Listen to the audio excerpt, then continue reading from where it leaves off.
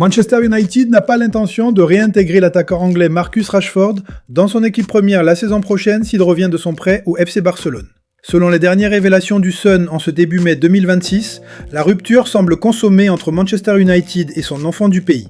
Bien qu'il soit sous contrat avec les Red Devils jusqu'en 2028, le club aurait déjà acté qu'il ne ferait plus partie des plans de l'équipe première pour la saison 2026 à 2027. La direction chercherait activement une solution pour un transfert définitif. Rashford termine actuellement une saison en prêt au Barça. Bien qu'il ait retrouvé du temps de jeu et de l'efficacité en Liga, le club catalan hésite à lever son option d'achat, estimée à environ 30 millions d'euros, en raison de ses contraintes financières et de ses priorités sur d'autres postes. Le salaire de Rashford, qui s'élève à plus de 325 000 livres par semaine, est le principal frein pour United. Peu de clubs en Europe sont prêts à assumer de tels émoluments, ce qui pourrait placer le joueur de 28 ans dans une impasse cet été. Outre le FC Barcelone qui pourrait tenter de renégocier un nouveau prêt, des clubs comme Arsenal, Newcastle ou encore l'AC Milan, via un éventuel échange avec Rafael Leao, ont été cités par la presse spécialisée comme des destinations possibles. Sous la direction intérimaire de Michael Carrick, le club mancunien semble vouloir tourner définitivement la page Rashford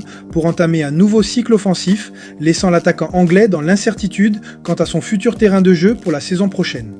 Le Real Madrid envisage un retour de son ancien entraîneur José Mourinho, mais son club actuel Benfica souhaite qu'il reste au moins une saison de plus. C'est le genre de rumeur qui enflamme immédiatement la planète football. Un retour du Special One au Santiago Bernabéu, plus de 10 ans après son départ, serait un scénario digne d'un film. Ce dossier soulève des enjeux fascinants pour les deux clubs. On sait que Florentino Pérez a gardé une certaine affection pour la discipline et la mentalité de vainqueur que Mourinho avait insufflée. Revenir vers lui en 2026 montrerait une volonté de retrouver une main de fer, même si son premier passage, 2010 à 2013, s'était terminé dans une ambiance électrique. Le club portugais semble avoir trouvé une stabilité avec lui. Perdre un entraîneur de ce calibre en pleine ascension serait un coup dur pour leur projet sportif, d'où leur insistance pour qu'il honore au moins une saison supplémentaire à Lisbonne. C'est un bras de fer classique entre l'attraction magnétique d'un géant mondial et la volonté d'un club historique de protéger son architecture technique. Selon vous, le style de jeu de Mourinho est-il toujours compatible avec l'exigence de spectacle des supporters madrilènes aujourd'hui? Arsenal et Barcelone s'intéressent au milieu de terrain de Chelsea, Enzo Fernandez.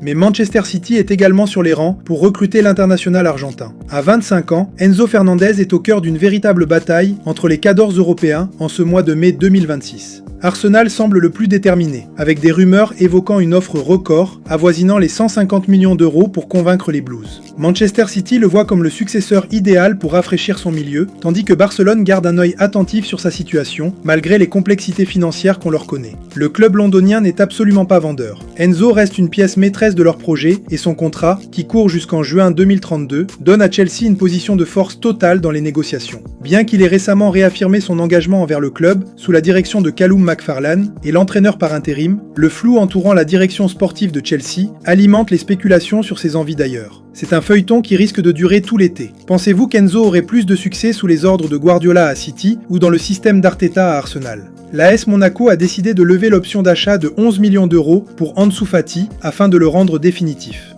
Le célèbre journaliste Fabrizio Romano vient de confirmer que l'AS Monaco a activé son option d'achat pour Ansu Fati. Le FC Barcelone conserve un pourcentage sur une future revente, sell-on clause. Phase finale, les derniers détails contractuels avec le joueur sont en cours de règlement. À 23 ans, Ansu Fati semble avoir enfin retrouvé de la régularité après ces années difficiles marquées par les blessures. Sa saison en Ligue 1 a été particulièrement efficace, 11 buts marqués toutes compétitions confondues. Un rôle de super sub de luxe, souvent décisif en sortie de banc. Une volonté claire du joueur de rester en principauté pour stabiliser sa carrière. C'est un excellent coup pour Monaco, qui s'offre un talent brut à un prix relativement bas par rapport à son potentiel initial, tout en permettant au Barça d'alléger sa masse salariale et de garantir un profit futur.